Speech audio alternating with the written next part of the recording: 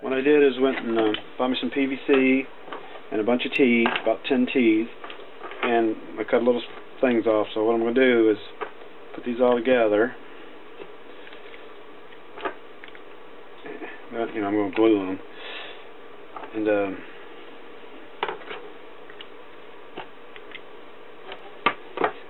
I'm going to cut whatever length I want here for my bottle size, which is about 2 foot.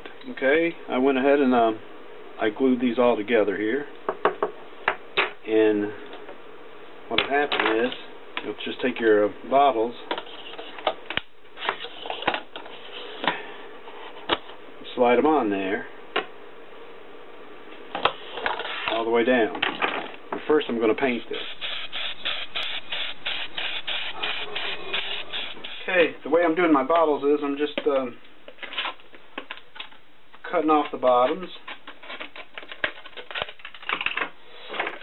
and what happens is just put it right there, and these bottles seem to snap together good like that. And I cut off the bottom here, and I'll do the next. I'm only using like 4 bottles each time. I got all my bottles done. They're on here. Next thing to do, I'll take my ends and I'll have to glue them on there with PVC glue.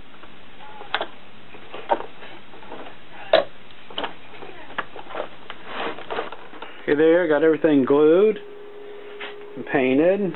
I got it all capped off, and I got up top here, this red, this is going to be for the hot water to rise, and over here I got this one for the cold water to just go down to the bottom. And I think I'm going to use, starting out, I'm just going to use a this coffee can, plastic coffee can, to hook it in there and see if the flow and what the heat is. And also I took some pop cans and cut out and glued them together and made like a little shield here. And I'm going to stick that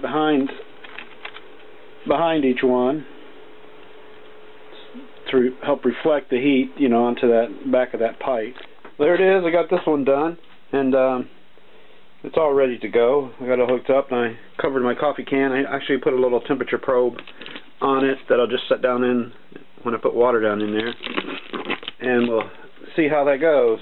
But it's still the middle of winter here, so I got to wait for a halfway sunny day. Maybe I'll take it down to the lake and test it. But what I thought I'd do, I'd make another one like the normal type one that people make, and I'm using PVC in this one too. I'm using 3/4 inch because I had some laying around here, so I didn't have to buy nothing but connectors.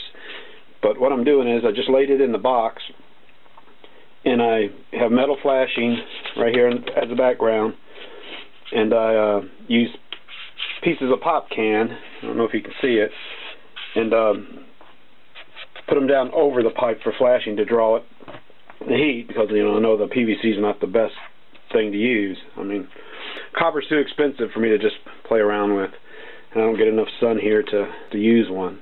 But I like to see how they work, and this way we'll know how each of them work if I can find me a good day.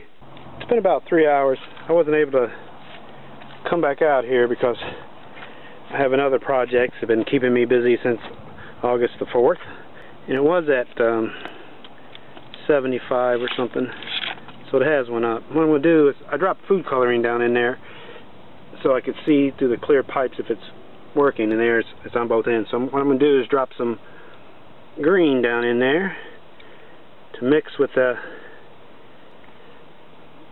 yellow, so we can actually see the flow. And there's a tube, and we should see it come down through there if it's flowing. Yep, there it is. Oh, that's a good color. Nice, pretty blue. That looks good. Okay. And do the same thing over here on this one. This is at 97, and it was at about 90, but I have yellow in there, so I'm going to drop this green down in there, and Should start flowing down through here. Let's see.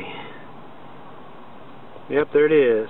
So this actually seems like it's going a little fast. Here we go. It's been about 10 minutes, and there you can see that it's flowed all the way up through there. That's cool. And the same with this one. There it is. There's a, if you can see the color, bluish, greenish color. I'm sure if it was better, a little hotter sun, I get way higher temps, but it's still a little cool outside. Well, I'm about to lose my sun, but it was a pretty cool test.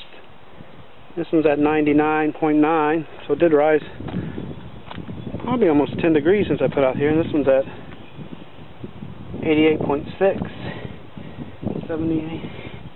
That one actually seemed like it rose more than this one.